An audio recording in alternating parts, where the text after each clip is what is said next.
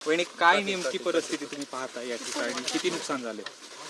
परवा इथे वादळ आलं, पाऊस जास्ती नव्हता पण वादळ आल्यामुळे हे सगळी पिकाला आलेली अगदी म्हणजे मालावर आलेली सगळी केळीचं आपण सगळेजण बघतो की कशी नुकसान झालेलं आहे. सरकारी अधिकाऱ्यांना आदेश दिले होते त्याप्रमाणे त्यांनी सगळे पंचनामे केलेले आहेत आणि पुढच्या गोष्टी आपण करतच आहोत.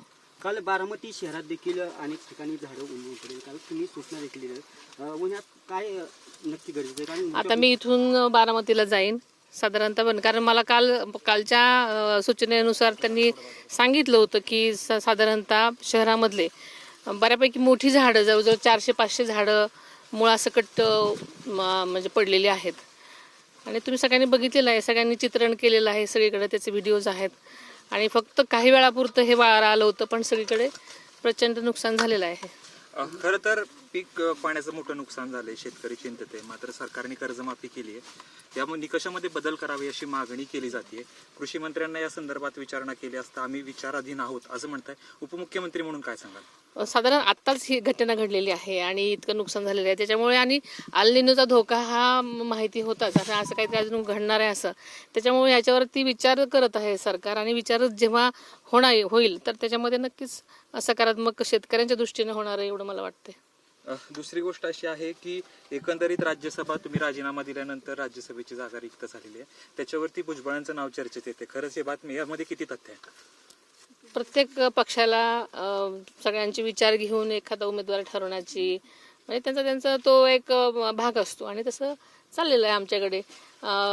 त्याच्यामुळे उमेदवारांची चर्चा होत असताना अशा अनेक नावं बाहेर पडतात नेहमीसारखी, तशी पडत असतील. पण आता आपण बघूया काय म्हणजे संध्याकाळपर्यंत किंवा उद्यापर्यंत तुम्हाला नाव कळेल. भुजबळांचं नाव असण्याची शक्यता वाटते?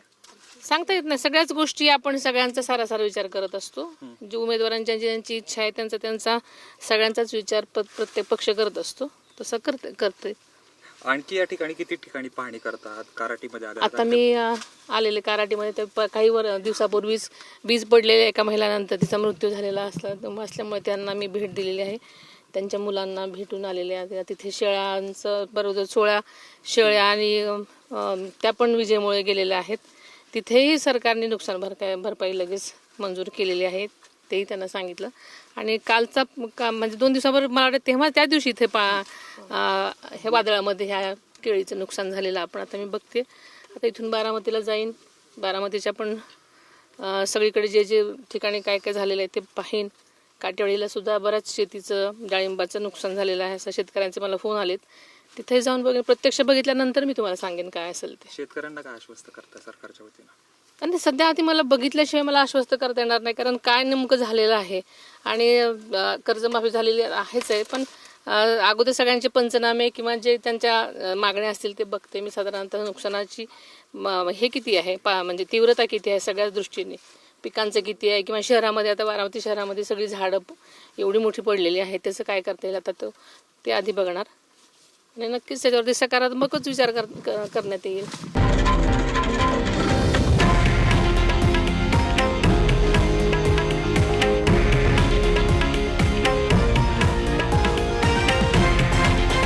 हे आहे देशातील नंबर 1 न्यूज नेटवर्क आणि आपण पाहत आहात TV9 मराठी, एकमेव.